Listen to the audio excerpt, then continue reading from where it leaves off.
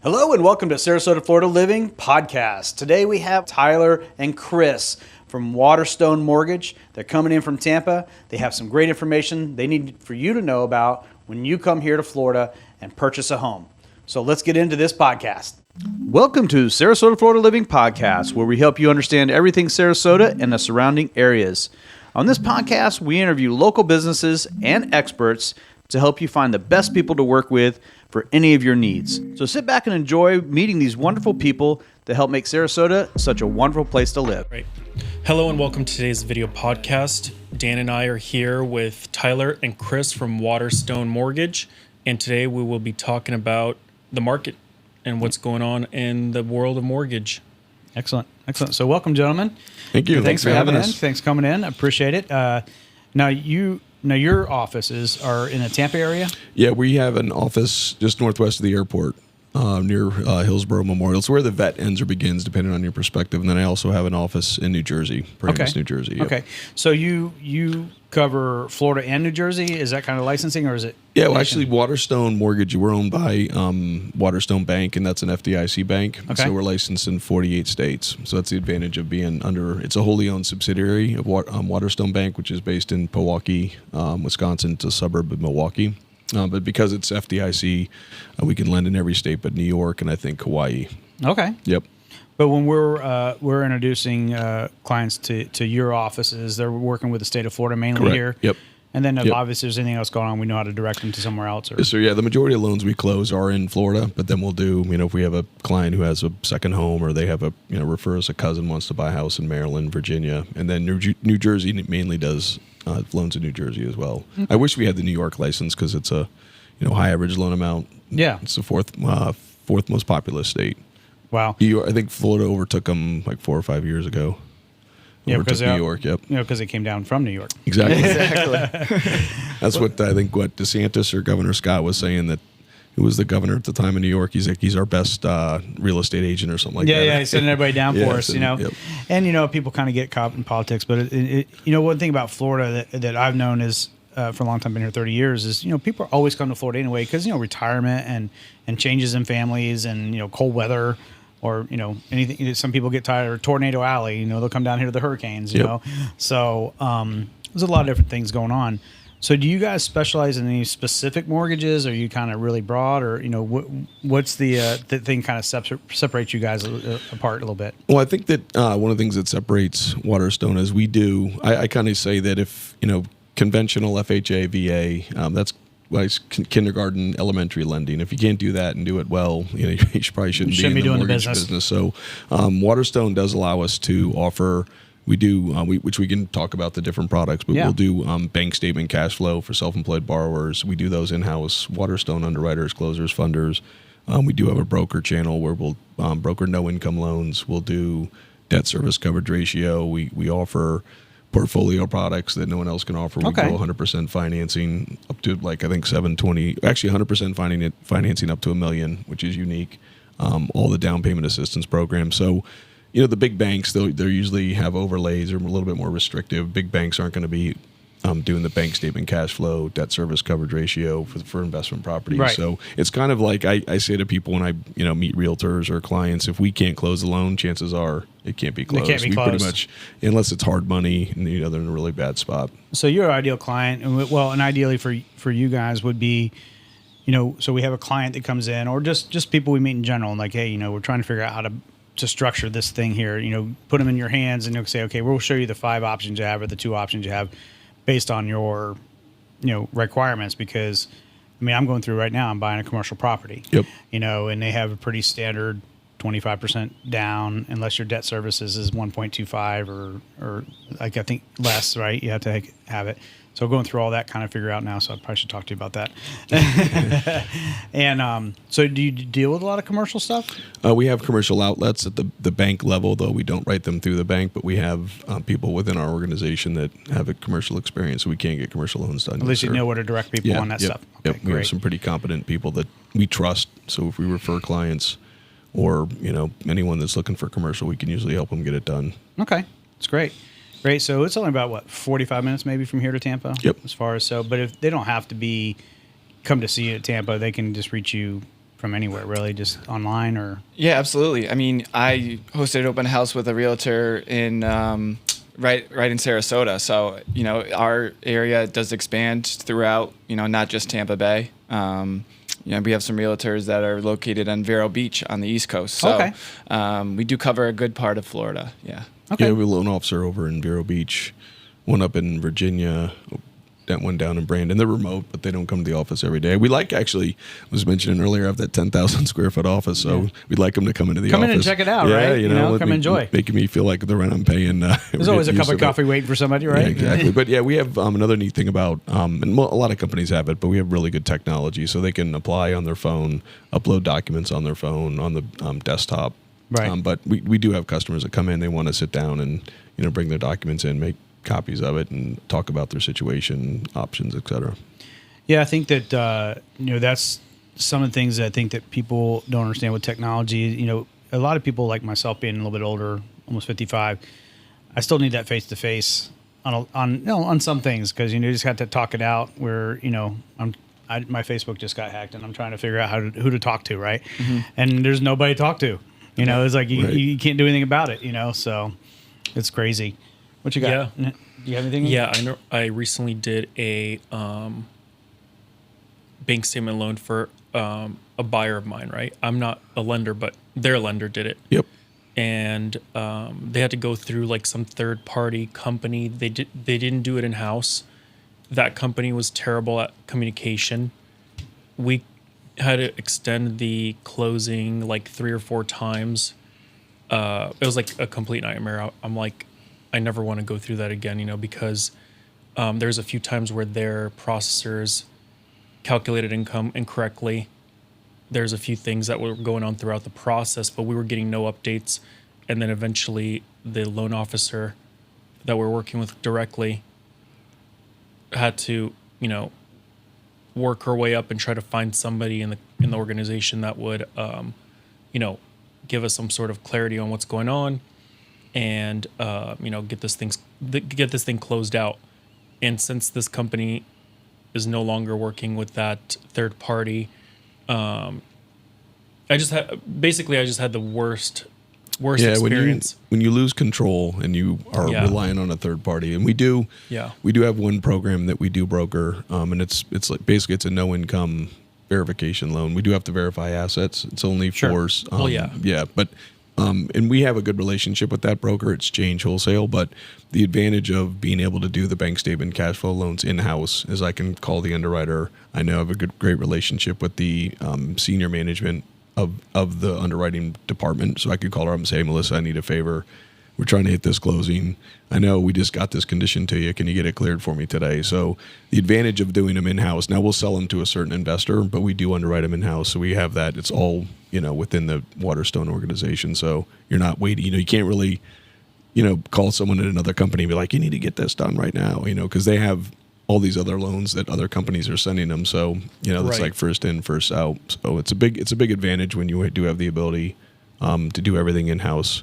Closing, funding, because when you broker a loan, you also have to rely on their closing department to send out the closing disclosure, send out the docs. Like we had an example, we were trying to close a loan on Friday last week. I'm like, it's 48 hours for docs. And we got the clear to close on Thursday. I'm like, we're just not used to that. At Waterstone, if we get the clear to close Friday morning, we can get docs out Friday afternoon. So that was like it's a byproduct, but that no income loan's great. I mean, it's, I think I helped the gentleman buy a condo in Naples. $850 was the purchase price. Got a loan for $550. All he had to verify was his, the assets for the down payment and closing costs. I think the rate's obviously going to be a little bit higher. Of course. I think it was 8.6 with a couple points, which, really is not that much higher than the prevailing rate, but he didn't have to deal with tax returns going through all that. He had like 18 different businesses. It would have been, drop off a banker's box full of, documents. Yeah, it's a lot. And I think what Marius was definitely going through there is making sure you can work with a company that's going to, follow through the whole process and not leave a bunch of people hanging. That's right. Yep. That's right. It's a big deal, especially now because everybody's so worried about the market. Today we've just been told they're kind of holding off on increases, but we don't know what next month will bring or whatever.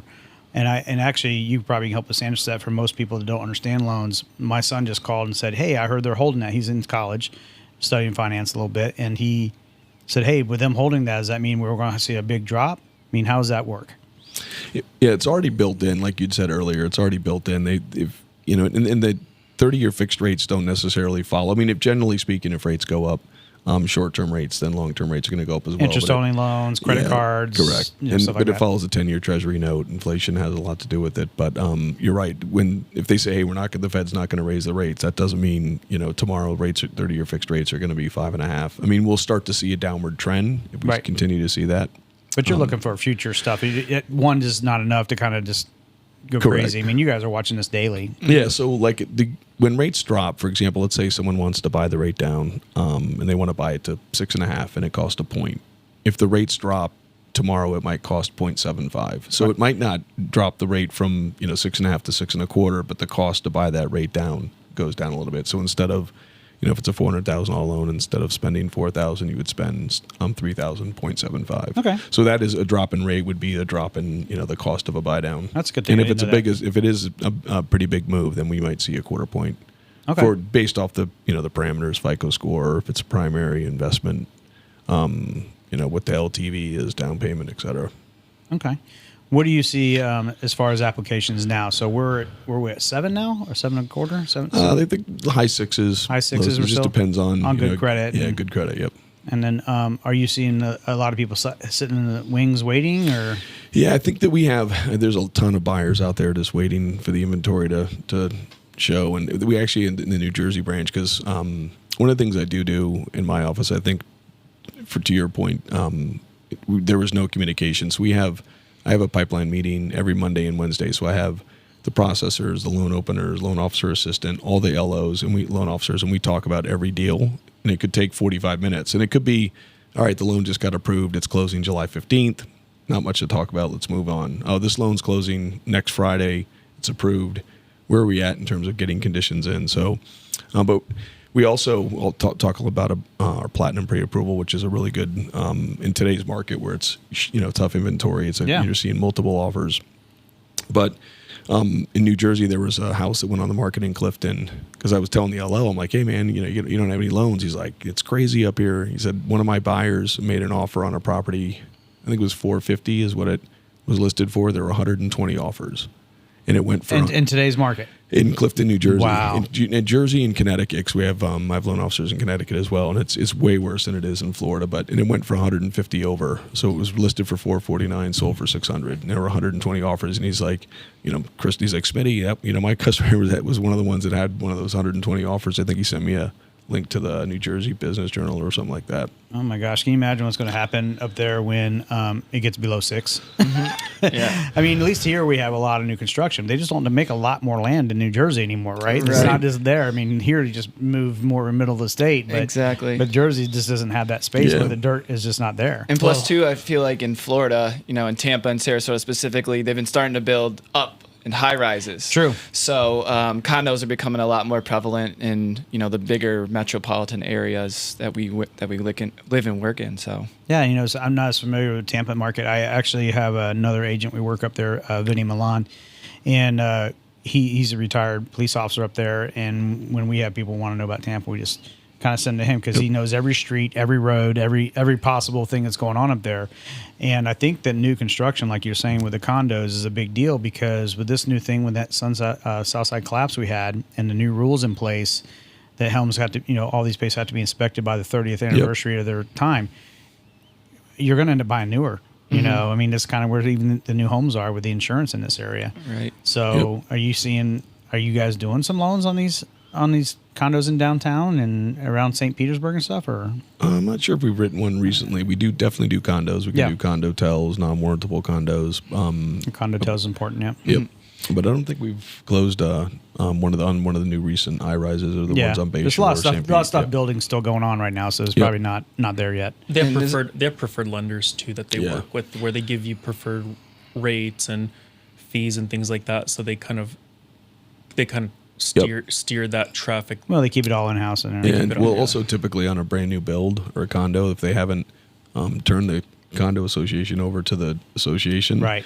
you won't be able to get a loan on it. And so the person that's usually sponsoring it's Wells Fargo, PNC Bank. Gotcha. They know, hey, well, someone's going to pay cash. They're going to pay cash. I didn't know that. I mean, it's good to know because a lot of, even with these new construction areas, the builder is holding the HOA, until it gets to a certain percentage of sold homes. Yeah, we wouldn't be able to write the loan. Yeah. Yeah. And so it's either cash or whatever big bank is sponsoring. Good it. new knowledge for us. We didn't even know that. So, and now, so Alex, you mentioned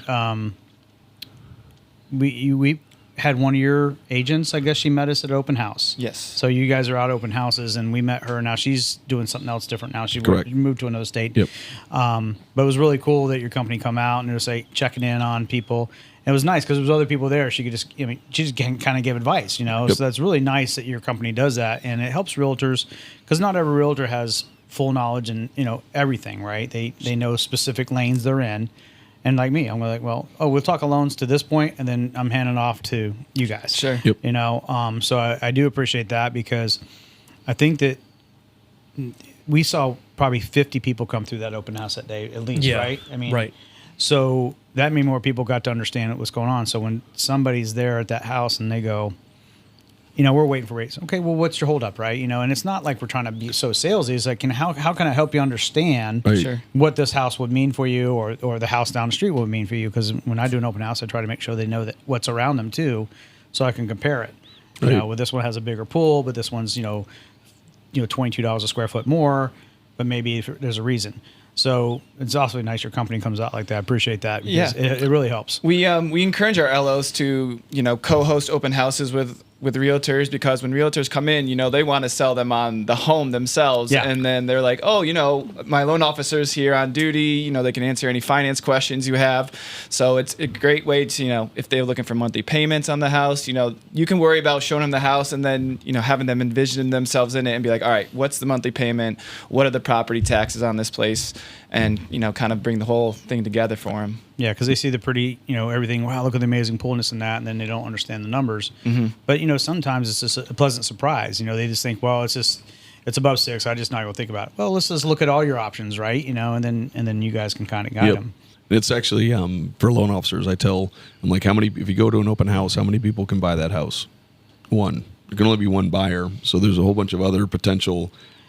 For other clients needs. for you, and you can talk to them. There can only be one buyer. And I made a comment about how people are waiting for rates to drop, and I have an opinion on that. I was actually talking to a couple yesterday, and same thing. They're like, "Oh, I want rates to drop," and I'm like, "You should, you need to buy." You've heard the term. Everyone's heard it. Marry the house, date the interest rate. Yep. It's kind of a catchy term. Cliche, I explained to him. I was telling him. I said, "Look, property values in Florida aren't going down." In my opinion, you still have people are going to retire here, buy second homes. You mentioned that earlier. Yep. I think COVID created a lot of people who could work remote to move to Florida. But typical appreciation over the historically, I think 50, 60 years is 3 to 5%. Mm-hmm. And so I tell this couple, I'm like, all right, if you buy a $400,000 house, and let's just assume 4% appreciation, a year from now it's 416. Right. Your house has just appreciated 16,000, and you want the rate's 7, you don't want to buy. But if your rate was 5, you would buy. Well, the difference between 5 and 7, let's just say it's $300. I don't know exactly what the number is. Well, 300 times 12 is 3,600. So you're going to pay.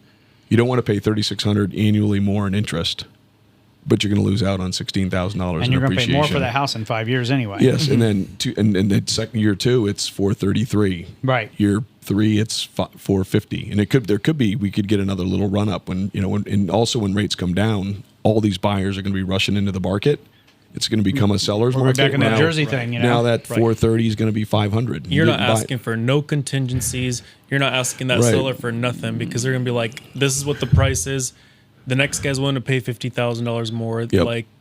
Like that will be discounted. That offer will be. Yeah, and they also tossed. don't realize the implication, the tax implications. Because if you're a young couple making $100,000 a year, right, and your tax bracket's 30%, so you pay 30, you're paying $30,000 a year in federal income tax. Right.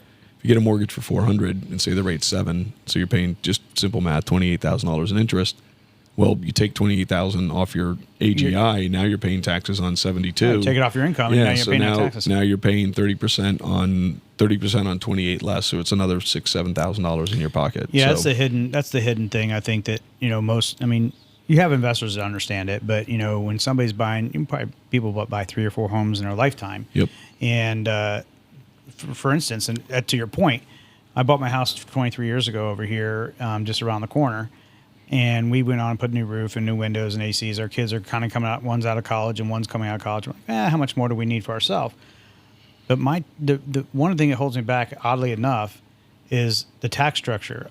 I'm homesteaded, and I bought it 23 years ago, and they can never raise it 3%, right? Yeah, it's capped. You take that same home at $600,000 now, and you new assessed.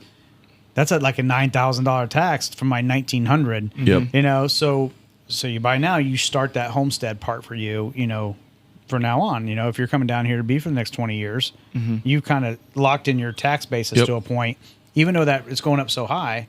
Because if I sell that house, that is now a $8,000 tax bracket, you know, and there's a lot of, like you said, there's the hidden things that people just don't pay attention to. I get caught up on that payment so much, where the appreciation and the write-offs and everything is. Well, it's just what they hear. Oh, rates are high. Rates are high. Rates are high. Rates aren't actually high. You know, my dad was in the Navy for 30 years. We lived in Italy, so when I moved back from Italy, 1981, his rate was 18%. Yeah, and then he refinanced, I think, down to 14, then to 11.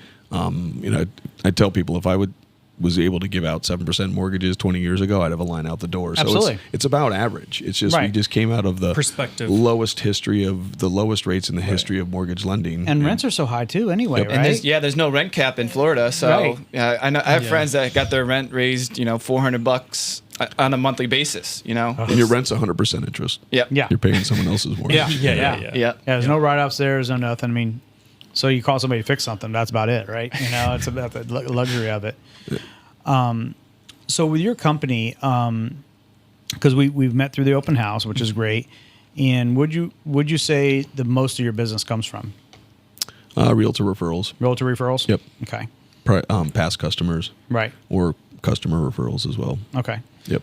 And that's why we're here too. So. Yeah, I know Chris could speak on this, but he's been in the mortgage industry for over 20 years. You know, he's always been, consumer direct has always been a big part of our model.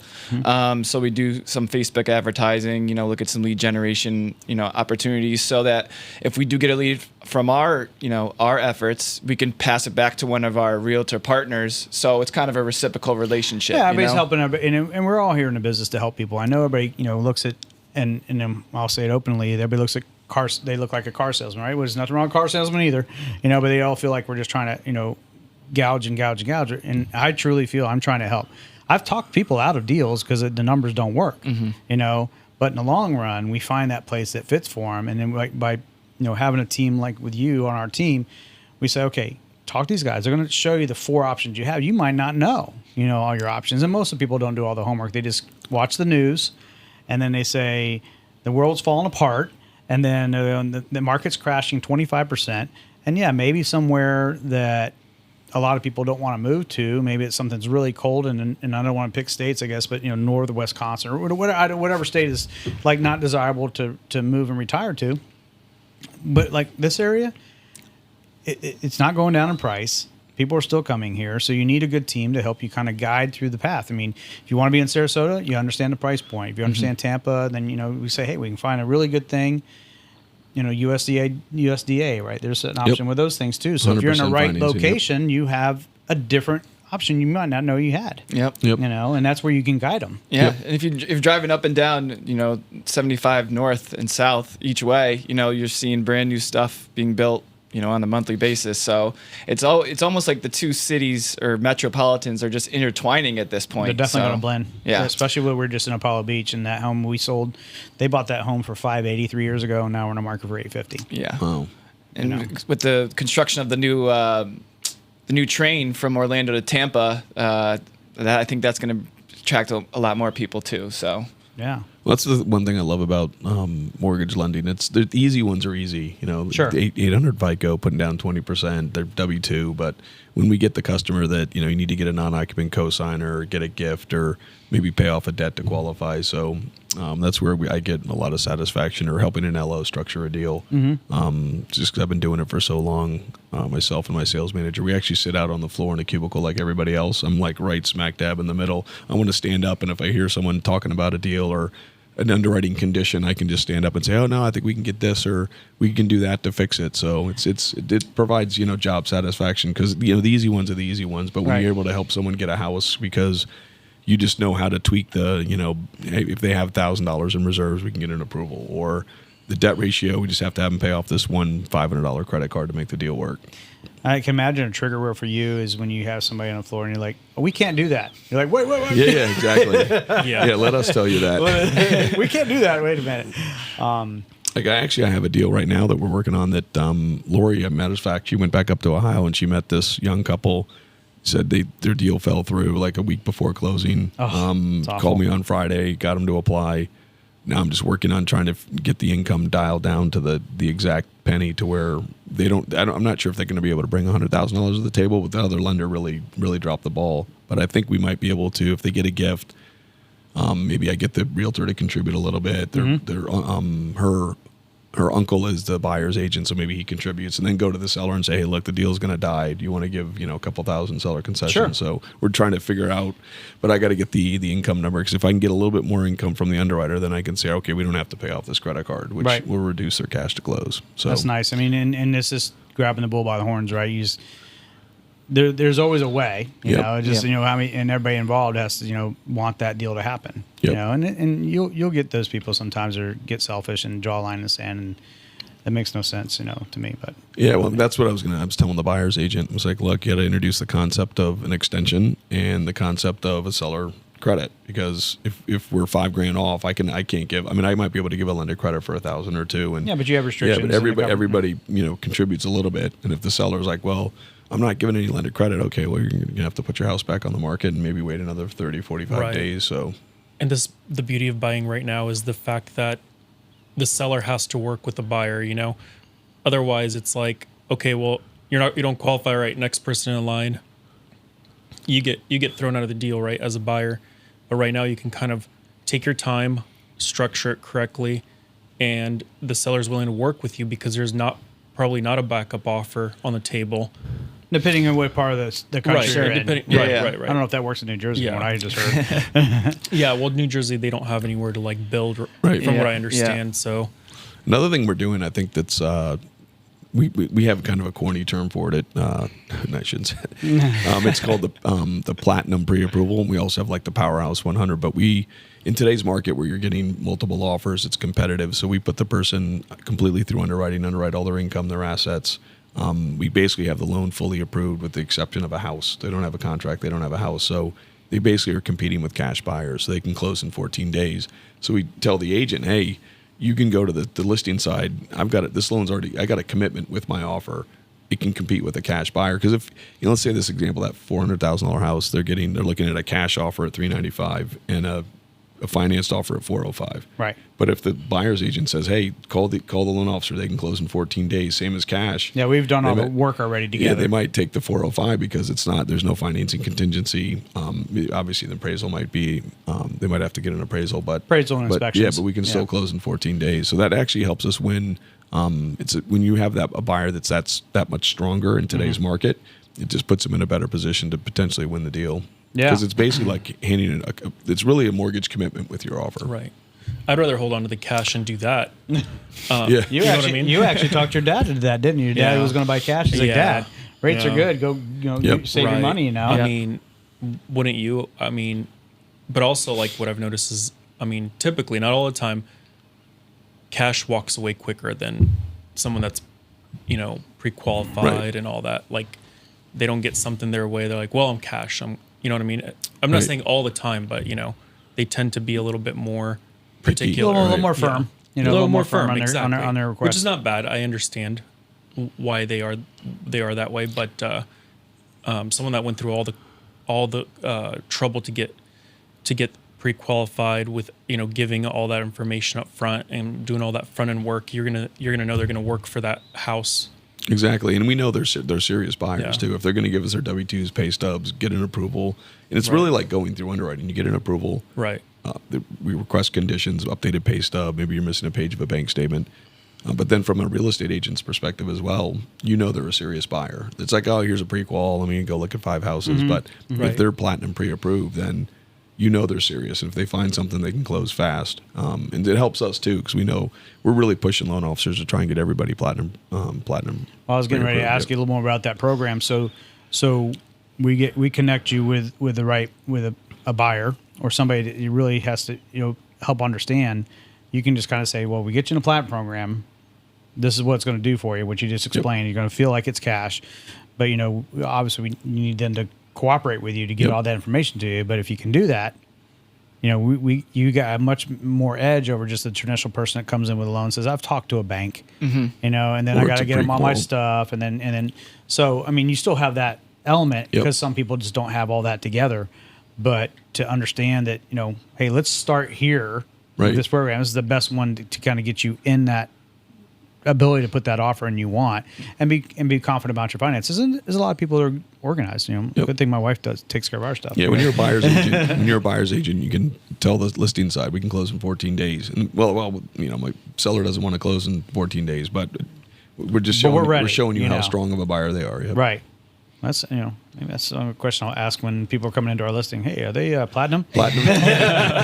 What are you talking about? I was like, call these guys, see if they're platinum. Platinum approved. Yeah. And plus, too, if you're a buyer's real estate agent, it kind of separates the window shoppers a little bit. If you're going to see a couple houses with someone that's platinum pre-approved, odds are they're going to submit an offer on one of those houses where they want to buy. Yep. Yeah, exactly. They're trying to, they're ready to submit an offer. But if it's 30 days, closing, then it's just a lot longer of a process, and it's maybe they're looking at different houses in different days. Now other programs, so the platinum program is ideal to get there because it's actually it's less stress for the buyer and seller. Well, they're doing it on the front end versus once they find a property. Doing all that stuff. So is there other key programs that people should know about that I think you kind of hit a lot of stuff in the beginning, but a couple of things they need to know about with you. Yeah, so we do offer, and I don't think every lender out there does, but we offer all of the down payment assistance. So the Florida bond is $10,000. The Hometown Heroes, they just up to, I think after July 1st, it goes to $35,000, so it's 5%. And Hometown Heroes pertains to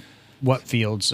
So as of the new update, it's anyone who is a Florida resident that has a business brick and mortar in the state of Florida. So it's not just first responders and veterans anymore. Yeah, just change it. So if you work for a company that has brick and mortar, so let's say you're an accountant for a restaurant chain in Wisconsin, but they don't have a physical restaurant in Florida, then you wouldn't qualify. But as long as they actually have a physical location in Florida, then anybody qualifies for it. And it's 5% of the purchase price up to $35,000. And that's a Florida program, or is that state of Florida? It used to be the Heroes, which was first responders, military, police, fire, medical, teachers. Yeah, all and that still pertains.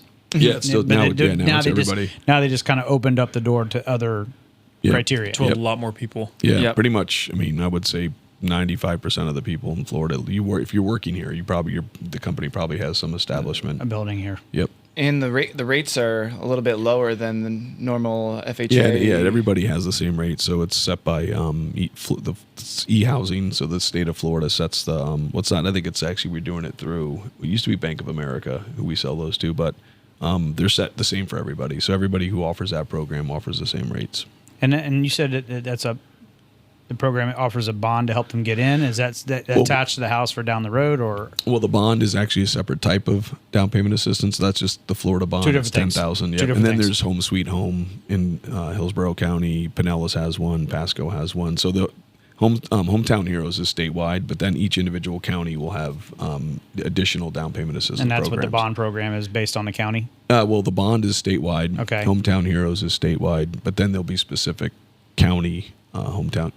County down payment assistance programs if you live in that county. Okay. And all of them have different guidelines. And you guys have all that stuff. You know who does what and everything. Yeah, debt income ratio, FICO scores. So I need to call you and say, hey, I'm selling a house in Hillsborough. Can you give me what's available for our folks here? Right. And in Sarasota and all County. these down payment loans, it's a silent second. So there's no payment. It doesn't accrue interest, but eventually you pay it back when you sell the house. So it's not.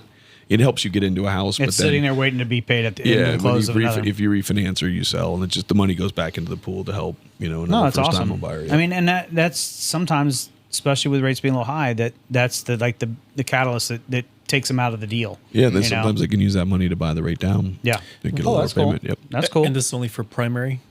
Yes, sir. Yep. But what happens if you buy your primary home? You're like, okay, I'm going to hold on to this one. I'm going to make that a rental, and then I'm going to buy myself a different home. Those are typically a lot of these programs. You have to be a first-time home buyer, so then you wouldn't be able to use it a second time. Except the Powerhouse 100. Yes, the Powerhouse 100. There we go. Another neat program we have. Yeah. So we go up to 100% financing up to 726 purchase price, which is unique. That's a conforming, and you do not have to be a first-time home buyer. So it's 100% financing. No income limits. No income limits. I think 41% debt ratio. They have to have 1 month's reserve, 720 FICO. So I mean, there is PMI. So, but they finance the private mortgage insurance into the loan. So the LTV sometimes is 103. So they'll actually go. It'll be a lump sum PMI. Right. So it's not a monthly PMI payment. They're going to get that at closing. It's added to the loan, so it increases the loan amount. So a $400,000 purchase would be $412. So it's on the life of the loan because it's already been added in the loan and it's just paid out on a monthly. Yeah, and that's where the MI companies, the mortgage insurance companies, offer the program because we're protected because the customer is paying the lump sum. The whole entire insurance policy is paid for upfront in the loan, and so that's why we're able to offer that. But yeah, it's strong. It's designed for, you have a young couple, maybe someone graduated, they're an engineer making 80, 90. They're engaged. The wife she's a nurse, or his fiance is making 50, 60, but so they're making well over 120, but they don't have 30, 40 grand to buy a house, but they have good credit, good income, good debt ratio. Yeah, it's a good product for them. Yep, that's awesome. I mean, and is that unique to your company? I know an ACT is the MI company that offers it, so they're the one insuring it. I think they said, actually, we were at lunch with our ACT rep yesterday, and I think there might be one or two other companies in the United States, but it is very, very rare. Hey, on this little break, we just want to remind you we're your local realtors here in Sarasota, Florida. So if we can help you, just make sure you reach out. We want to thank Chris and Tyler for coming in and giving us great information about mortgages. So let's get right back to the podcast. So you service your own loans, or you sell your loans? So the portfolio, that Powerhouse 100, we do service because that's a portfolio product. The bank lends their own money, but then the other loans we do service release. So we'll sell within a month or two after closing. It'll go to like a that's standard. That's standard in the industry. Yeah, standard. Yeah. So when you're getting when a client comes to you, you're kind of still putting feelers out for everybody. Do you you're still looking at other companies you can bring in to? Is it? Let me rephrase this. Is it mortgage broker, or you guys do all your own stuff in-house? Everything's done in-house. The only loan that we broker out would be that no-income loan through Change. But then, like, what if we get a client, we typically will, we'd get their application, pull their credit, and then have an interview process, like a discovery process, to find out how much money do they have, what's their price range, if they're self-employed, get their tax return. So maybe their FICO score is a 699, and we need to get them to a 700 to do the Powerhouse, so we can do that right in the branch. So it's kind of like, figuring out what's the best situation. I don't have any money. So, okay, what down payment assistance program can we get them in? Or, can you get someone to be a non-occupant cosigner? Or do you want to, get a gift? So maybe you get a gift to pay off a $5,000 debt that lowers your debt ratio to allow you to buy that house. So it's kind of like it's like a puzzle. Just when we bring in that customer, what are their goals? What are they trying to accomplish? And then what products and programs can we offer them to, hopefully get them in the house they want to buy? So if we're looking for a loan, and I'll go from a basic buyer, has no idea, they maybe bought a house one before, and they're like, okay, I'm worried, and I won't go there. I'll tell you about later. But so I think the biggest thing, and it's the same thing I've noticed by myself doing video, is you're building trust, right? So when they're coming to you and they're like, okay, what I like about what you said is, you got the trust factor in place. You're out visiting people.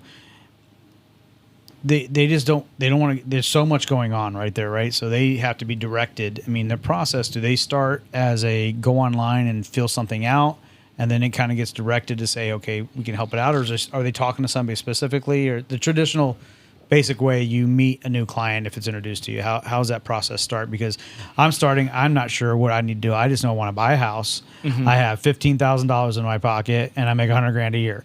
That's the statement that comes in, and then you have 15 things they can go out. So, right. So the process would normally start, Yeah. So typically, if a loan officer will get a referral from a realtor or a past client, we do have good technology. Some people like, hey, I want to give you all the information over the phone, but in today's today's age technology, we can send them an app. So we actually have an app that they can use to apply. Okay.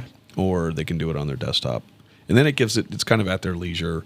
and then we want to, and then but then we will call after they submit the application. We get notified because you get to all the basic information, so you know where to start. Yeah, they'll put, okay, you've been on the job 1 year. Okay, we need a 2-year work history, so we'll find out where they worked prior to that. Or are you hourly or are you salary? So we'll start, digging deep to find out, a little bit more about how they qualify. But typically, a loan officer will send them an email and have all their contact information, their license. And below the email signature, it's got to get pre-approved, apply now. So it's like a hyperlink, and it takes it right to the LO's website. And we're just introducing them to so people call me from YouTube, come on in, we're going to buy a house. I said you need to call out, or and then he instructs the process to that, right? Because that's what happens a lot for us, especially a realtor. Because if I refer a handyman out, I want to know he's a good guy, and a good person that's going to take care of them. And then I'm obviously not going to refer them, so. If we just hand them off and we say, okay, we know you're good with that team over there. He'll get you where you want to go. At the office or at the open house or somewhere, I probably say, no, we'll go online and do this. I want them to know who they're working with. So I'm just going to hand that off to our teammate, or whoever. And is that normally who I would send them to you, or is there a typically, is a list of people I need to know that I hand off to, because I've really enjoyed the fact that you guys have been at open house and we got to meet this way. So that's why we're here. Because the personalities that came to the table. Yeah, what I would say is we would like to impress you, so you see the level of service that we have. So I would probably be myself that would handle the first couple transactions. So you say, hey, and I'm involved in every deal. LOs ask me questions all the time. When we're coming down here, an underwriter called me about that rescue deal on the income. So I'm texting the client, I need your year-end pay stub from 2022. I need to know when you got a raise. So it's like kind of mortgage IQ. I have very high mortgage IQ, and a lot of people in our branch do as well. But our goal would be to, give them white glove service, take care of them, and then as if the relationship grows or you have trust in us, then we would obviously hand it off to someone that is a good loan officer. That because I'm still involved. Because you're still going to make that trust happen. And your team, I don't have to know everybody on your team, but you're going to make sure that follows through. Correct. Because if we don't close loans, we don't get paid. So it's a mutually aligned goal. Because sometimes we talk to listing agents like, what's going on? I'm like, look. If the loan doesn't close, I don't get paid. You don't get paid. The buyer doesn't get their house. We just need to all communicate here. Yeah, it's mutually aligned goals. So, but yeah, I've been managing mortgage loan production offices since 1998. So I'm very, very in tune with pipeline management, making sure loans are moving through the pipe, making sure there's good communication. If there's an issue, we identify it immediately. But yeah, if you referred us a client, then I would probably handle it at first. But then we have some really good loan officers on our team. All I'll do is I love closing loans. I think. Even though I manage a branch in pretty big office in Tampa and New Jersey, I want to be relevant. I want to be able to close loans, so I know what's going on in the market. So a loan officer comes up to me and asks me a question. I'm like, I don't know. I haven't closed a loan in because 10 you're years. in a daily like I am. Yeah, I want to be. I think we talked about the same thing. That's we've had different mortgage companies or mortgage brokers call us and say, hey, we can do this for you, and we can get you out of production and stuff like that. And I was like, I kind of like production. I kind of like. Talking to them, we're going to go. We're meeting people. We have a $3.2 million deal that's on the table right now. Then we're going to go we're meeting them here when they come in town. We're going to go do the walkthrough with them, and we're not here to kill a deal. But we also want them to feel comfortable with the questions they're asking, that they can get the right answer. Because they're spending. even if you're spending $100,000, it's $100,000. Right? You're buying a home, and you want to know that you're getting your value. So we really enjoy that process. Yeah, I think maybe I get older, maybe I'll have it more help, but I really enjoy the process of just being out there, helping. So. Yeah, I love it too. But to go back to one of your questions earlier, we will definitely have a phone conversation with the customer. And some people aren't ready to apply. They have some questions like, what are rates? How much can I buy? And so we'll have a good conversation, follow it up with an email. Maybe they don't turn into an application right away. So we want to have them to But you're a source. Yeah, want them to be comfortable with us. Yeah. Some people aren't just going to all right, I got a referral, send a link and apply. Yeah, of course. So we want to have a conversation with them. And I think I like that part about you guys. Yeah. I like to be able to say, you're talking to somebody, especially in this, day on Facebook. I'm back at Facebook. I can't get on my Facebook. I hardly even use it, but now I'm like freaked out because somebody else is controlling it. There's nobody to talk to. He's got sandals being posted and some weird, all these different things are posted on our business page. And I'm like, when I start selling sandals, That's actually funny. I talked to a realtor. I think it was Monday. She referred me a client. It was actually a Zillow lead. So I called the customer and said, hey, actually, it was on a Sunday. She's like, I think she wants to make an offer. So I reached out to them. We work 7 days. We work when you work. Right. So we're available 7 days a week. So I called the customer. I'm like, hey, I hope I'm not bothering you on a Sunday, but Stephanie said that you want to make an offer. Well, we didn't want to make an offer on that house, but we're definitely we're serious buyers. I'm like, all right, well, let me send you an email. Here's all my contact information. And I think Stephanie Scarlett, she called me before we came here. She's like, did Carla ever apply? And I'm like, nah, she didn't. I'm not going to be high pressure. I said, hey, look, when you're ready, here's my email. Give me a call if you have questions. But Stephanie's like, she wants to look at 5 houses on Friday. Did she pre-qualify? And I'm like, well, she hasn't. So I'll follow back up with her and say, hey, Carla, I know Stephanie's wants to show houses, but you definitely want to make sure that you're pre-qualified. And we want to be able to write that offer, because when we write that offer, we have to have that piece of paper to be a legitimate offer. Yep. It's not like, I'm not sure what it was 20 something years ago, but when an offer comes out, a seller wants to make sure you're serious, Yep. and they want to know, okay, if I'm going to consider this offer, so you can talk to a bank? Because if not, it's just like a verbal. Even like when I get contracts, an agent will call and say, hey, we're thinking about offering, $700,000. Okay, good. Put it on paper, send it over, and we'll get it right over to them. Just because, I'll tell my client, but we know they're serious when I have a written offer in front of us, because a lot of people are filling it out in this market. And time's money too. You don't want to spend 3 hours on a Saturday showing them 5 houses and they find out that they have a 400 FICO and they're in bankruptcy. Right. Exactly. Exactly. It helps them out a lot. Like you just had a guy calling you, hey, I'm 5 years out from moving to the area. Yeah. He literally calls them 5 years out, and I want to start bringing it out. He's like, I'm just calling you. I saw on YouTube.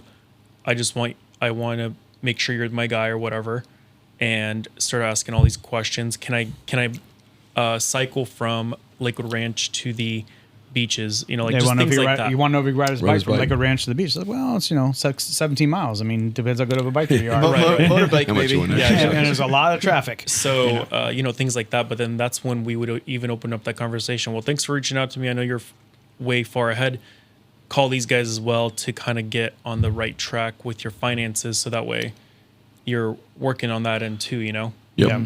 Yeah, we have a pretty good CRM. It's owned by Salesforce. It's called Jungo. So any lead we get, we put in there, and if it's a lead that's, or a customer that's not like they're not going to buy for 3 or 4 years, we can put notes. And we wouldn't wait 3 or 4 years to call them. We'd check in, every 4 or 5 months. Hey, how's it going? You still, we're down here. If you have any questions, I need to be better at that. Yeah, maybe I can learn from you.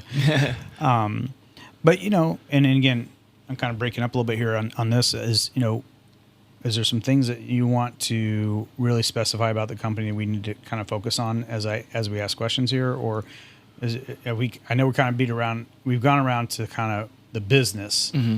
Is there some things that you guys want me to ask or do? So what do you guys offer in brand new construction customers?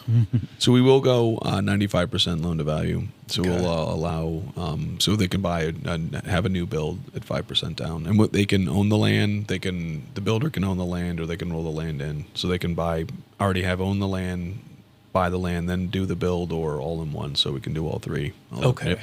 Okay. So is the first time home buyer like new construction program, or is that anybody? Can I own a home and use that product? Yeah, no, that's anybody. Anybody, okay. Yep. And you wouldn't qualify for down payment assistance on that. So even if you're going through like a builder that's like a brand new community, or yeah, that's actually I think you can't. I think like Lennar and DR Horton you can. Yeah. But I think that the new builds that we're doing are we'd have to get the builder approved, and that's a little bit of a process. So if someone comes up with the builder and like, I found this guy, I met him at a bar, and it's going to be the first building house. Houses. Yeah, it's going to be the first house he's building. We wouldn't approve him as a bank, because as a bank, we're in a partnership with that builder. And so if the builder says, he gets in a fight with his wife, and I'm leaving Florida, and house is half built, so we want to make sure that the builders that we're and they have to go through an approval process with our bank to be an approved builder. Yep. Okay, so DR Horton and stuff like that isn't really. Well, yeah. Well, DR Horton they have their own or whoever own lender. Yeah, so it could be a builder that builds 20, 30 houses a year. Oh, okay, something like that. Yeah. So we're not probably looking at the big boys as far as like national builders. We're probably looking at more local builders. Okay. That you can say, hey, these guys build 40 homes a year. Yep. We like where their work. I want to work with these guys, and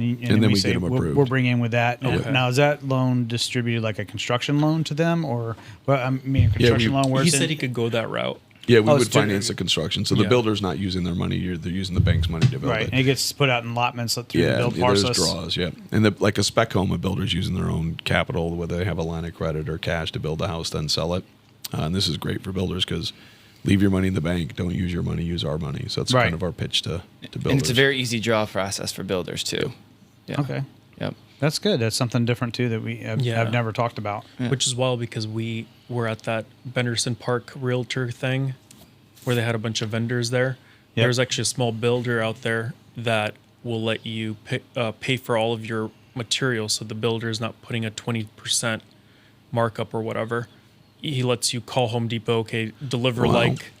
That's the first I've heard of that. Yeah. deliver all my lighting, deliver everything, and then they just handle like the Installation. the installation and construction. Is there a loan limit on that particular kind of builder loan at the 95? 726. 726. Okay. We used to have a jumbo, but we stopped. We stopped some of our portfolio lending, which a lot of banks did with the liquidity that's going on. There's issues with Silicon Valley Bank, Republic Bank. So there's a lot of smaller banks that kind of tightened up a little bit. So if I was to, and I was going back to what you just asked on the lender, or is it a investor style, or going to be your home you live in? So for instance, I just went over to a friend's house this morning, had an early morning cigar. My wife's going to kill me for that one. And We'll cut that. yeah, I've got that part. But so there's a house that burnt down over here in Lakewood Ranch. Really nice neighborhood, and they've just come in and cleared the whole lot off, and they just put the lot on market for $325,000. And those homes in there run probably were from $800,000 to $1 million. So if we have a loan limit of $765,000, 726. okay. So I buy the land cash, and then I would come to you about getting the builder, tying the builder in, and building that property for me. Yep. Okay. And the land would be part of your down payment. So let's say it's Turns out to be $1 million house, then Right. your 325 would be the 30% down. But because the lend amount is that $7, it's Yeah, the that's limit, part so of it, it could be so- as much as you want. But the Yeah. only amount we're going to lend is that. Yes, well, they would basically get the design for the house and say, okay, it's going to be a 4-bedroom, 2-bath, and it's on this size lot, pool, whatever, and they'll say, all right, it's going to be $1 million house. But the land's including the land. So if the land you paid cash for, then you get a loan for $700 Right. for the actual construction piece. Right. Since You have to have it all up front. Like you have to have your builder, your Well, I would connect them with you. all right? that The stuff. Yeah, builder. so if you had a client that wanted to build on that lot and they had a builder in mind, then they would connect with us, and then we would get that. Then that you would builder interview the approved. builder in a sense and say, it's- I can or can't do that. Yeah, most builders know if they're going to work with a particular bank, what the process is. It's tax returns, bank statements. They're going to want to see assets, maybe a sampling of the houses they've built. It's usually if professional builders that have built They're a little lot bit of homes, stronger. yeah. They're not Yeah. a start from scratch builder. Correct. They, Yep. I mean, start from scratch, but they're not a newer builder. Where Correct. they already understand the process. If Yep. they're building enough homes, Yeah, they understand the process. Understand the They have someone in their office. It's not the and they you know. should already know how to work with the lender. So Yep. Yeah. Yeah, they usually have someone in their office that'll because we just got a couple builders approved recently. Yep. GJ Gardner that we did a lunch and learn with. So pretty. And they're local here in Sarasota as well Okay. as Tampa as well. Okay. Yep. And just want to add one thing about the construction loan too. So it's a one-time close for the borrowers too. So you close up front once you have, the land and the construction laid out, and then once the process is done at the end, they do a one-time. It's a one-time close, so At the end, they do one. they can do a loan- rate float down. Yeah, so rate if float depending down. on what rates do, you can actually get it. Based on you have the option of is that at once the end finished. of construction or at Yep. like slab or at the end. At Yep. the end. Yeah, so you wait for it, and that way you get the appraisal Yep. Yep. to fit the Okay. loan. It's great. So I mean, you have a ton of programs. So that's the idea. But we definitely have the platinum. We have the home builder, and then The we have power- all the different bond programs for the Yep. counties. The Powerhouse 100. Powerhouse 100. the I statement mean, loans. and there's Yeah. there's a ton more, I'm sure, based on people's options. But we were covering all of Florida, all of Jersey. Yep, and we actually he helped his cousin buy a house in California. Right. I've helped some relatives in Alabama. I'm about to help my relative in Washington And State. you're big enough that but you have other offices. Yeah, we have The offices. company throughout has the- other Oh, yeah. offices Yeah, in this. but in we the would country. handle them out of the Tampa office if it's one of our clients. But Okay. we have offices in New Mexico, Texas, Washington, Rhode Island, Tennessee, Virginia, all over. Okay. So you're not going away. Nope. There you go.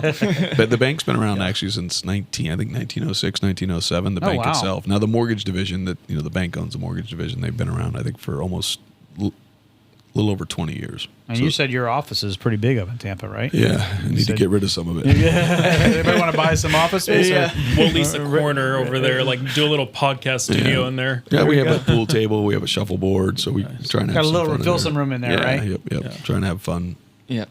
of an atmosphere. Well, I mean, Well, thank you. I appreciate all your time in. Yeah. I mean, obviously, if there's anything else we need to cover, Yeah. we're wide open, and we can do this as much as programs change. I mean, I think the biggest thing is to introduce you to our customers and clients that need to know and need help. Yep. And say, let's get this help in front of you, and then help understand the market. Because just like today, I get a call from my son.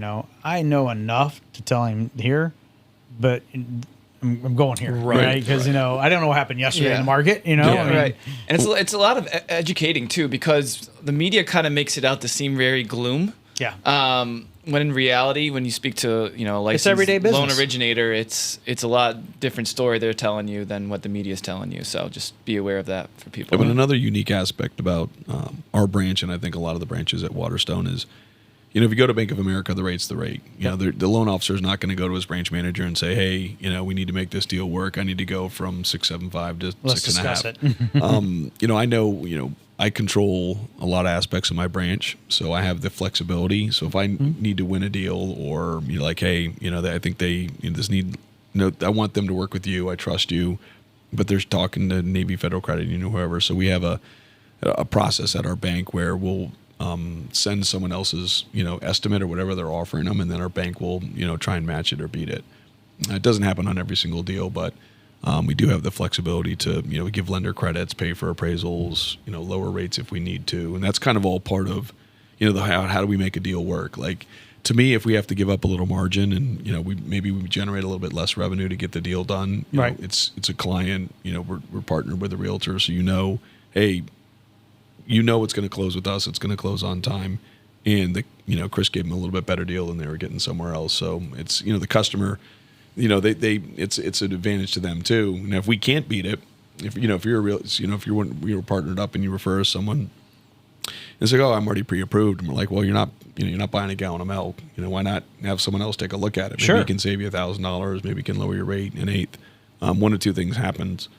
They come back to you and they say, hey, you couldn't beat it, and you're like, all right, man, you're good. Just stick with what you have. Or he'll be like, man, thanks a lot. Chris said he'd pay for my appraisal. It'll save me $500. Definitely worth having options, right? I mean, this is such a tricky process. And again, this is, most people, this is their biggest investment. There's some people out there this is like nothing to, but most people, it's a big deal, Oh, for sure. and it's a lot of confidence and everything. So having a team like yourself to say, okay, let's get you the right spot. We'll find a location. Yep.